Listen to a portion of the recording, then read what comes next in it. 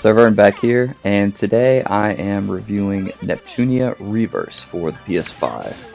So this is a remake of a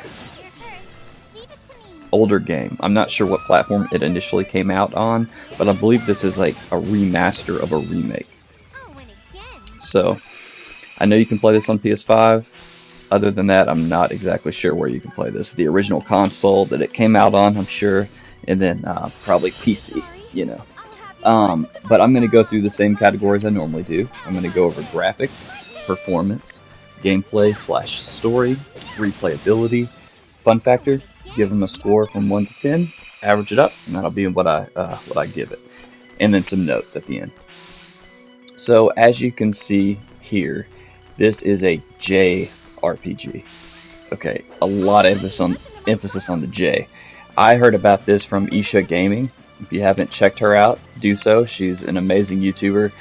She likes a lot of JRPGs. And she's very fond of this series in particular, Neptunia. There's a lot of games in this series. I'm not super familiar with it, so if you want to know more about it, go over to her channel, Isha Gaming. Anyway, this game is a dungeon action RPG. Dungeon crawler for sure. There's a lot of different areas you can go in, and you can tweak the areas, and I'll get to that in a little bit. But let's start with graphics. So the graphics are pretty to look at, but they're nothing that's pushing the PS5 to the limits. You can see that textures aren't the best on the backgrounds, but the character models are pretty interesting. So I gave it a 7. You know, it's a interesting game. There are some, I don't know if this is just because I have like HDR on, but there are some environments that are so bright they literally hurt your eyes. It's like an orange background. So there's some stuff that's straining on the eyes. It's very colorful, almost to its detriment in some areas. But anyway, the graphics are decent. You know, the character models look good, if not a little on the pervy side. But I'll show some screenshots at the end, and you can see what I mean. But graphics 7. Performance, this is one area where it shines. I gave it a 10. It did not crash one time. It did not have frame drops. Granted, it's not pushing the PS5 to its limits, you know, fidelity-wise, but it runs at a solid, 60 FPS, no frame drops, no issues, no crashes. I gave it a 10 out of 10 for performance. Gameplay / story. You'll see it playing here.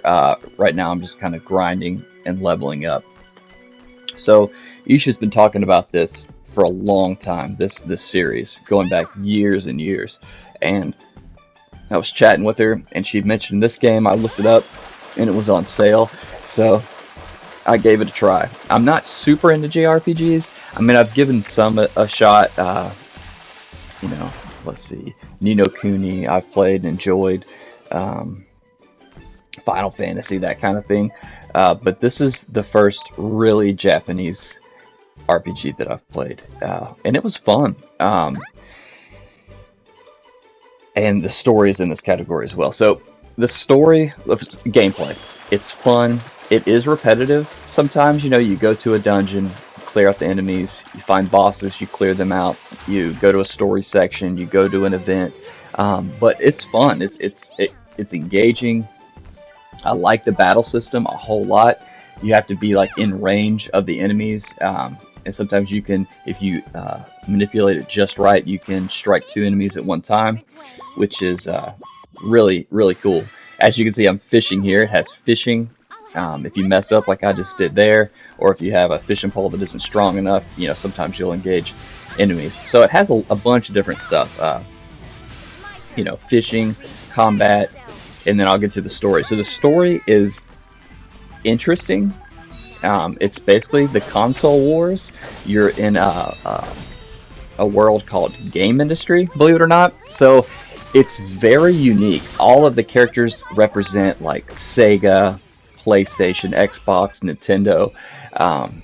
It's really cool, and each goddess has their own like world. I may not be describing it perfectly, but it's like a battle between the consoles, which is really interesting and nerdy and cool. So whenever I heard about that, it really caught my interest. Now, there's a lot of dialogue in this game. Dialogue, dialogue, dialogue. And to be honest, I skipped some of it. Story is... There's a lot of story there. So if that's what you're looking for, I mean, there are parts where it's almost like a visual novel. I prefer cutscenes over just like text, but they do have some dialogue in here, so it's good overall, right? It's not going to be for everybody, that's for sure, but it is very interesting. I've never even heard of a concept like this. Each character like representing a different console manufacturer, so I liked it, but I did not love it. I enjoyed it, but I enjoyed the gameplay more than the story, and I combined those two categories, so I gave it an 8. Very respectable. I beat the game. I have not platinumed it yet, and I'll get into what I think about that here in just a minute. So let's go to replayability. I'm always very, very hard on this category, as you can probably see from my other reviews. This game does have quite a bit, though, more than a lot of games I've reviewed. A game that I can play one time, go through it, platinum it, unless it's a strategy game, but I would not like that. I'm not going to give it a high score in this category. Replayability to me is a game I can play for years and years, keep coming back to. You can see here I'm fighting a boss. But anyway, this game gets higher than a lot of games, but not perfect. I give it a 7, and you'll see why at the end. So the last category is Fun Factor. I gave Fun Factor an 8. I had a solid time with this game. I think the graphics are neat. It's engaging. The battle system is really neat. You can put different armors and weapons and outfits. I mean, you can spend a lot of time with this game. And surprisingly, I did. I put about 30 hours into this game, and that's just to beat it. That's not to platinum it or get the true ending. Or I'm not sure if they call it the true ending, but I think that's what it's called. But anyway, I got the normal ending. To get the true ending is how you get the platinum in this game. But to do so, you have to get like PlayStation all the way up. Like you'll see little bars on the side of the screen, and like the more missions you do for that faction, you'll raise the popularity kind of that platform winning the game war. Anyway, to get the true ending, you need to make one go all the way to the top. It opened a coliseum midway through the game that you go to, and man, I ended up about level 90 with my characters to beat it. There's one mission in the coliseum that recommends level 200. So the amount of grinding that you can do with this game is insane. You can really put some time into this game, which is really cool.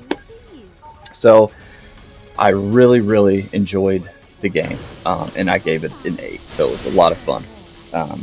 And some notes. I wrote repetitive but fun, and there's cool tweaks you can do. So once you beat certain enemies or certain missions, it'll unlock, or you'll find items that you can adjust, almost like the developer can adjust how difficult the game is. You can add different enemies to a dungeon. Now you may only run into a dozen dungeons, but then you can change the enemies, the difficulty of the enemies, the different items. Now I'm not sure if you can do different enemies. I know you can do the difficulty of the enemies though. But anyway, you change up the dungeons, so then it almost becomes a new experience, and you find all kind of different like unlockables and things to change up. It's so neat.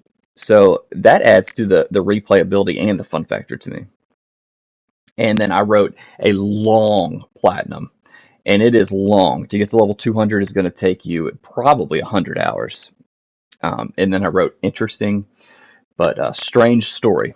So you'll see some screenshots here coming up as I kind of wrap up. But I really enjoyed this game. JRPG for sure. The next genre I'm probably going to hop into is Atelier. Also Isha Gaming approved. So if you haven't checked her out, please do so. She's amazing. And that's really all I got for this game. Fun experience overall, and SirVern out.